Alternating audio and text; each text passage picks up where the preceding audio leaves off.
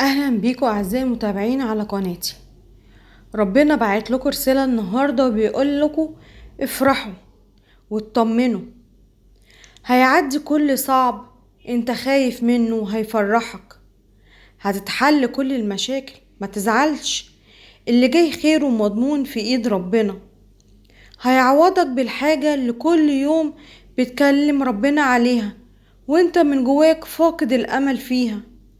هيزور قلبك الحزين وهترجع الفرحة لقلبك. اطمن، ربنا مجهز لك خطة هتغير كل حياتك، هتشوف فيها عجايب.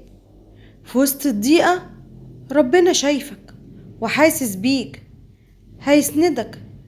ارفع ايدك انت لربنا وقوله يا رب لتكن مشيئتك.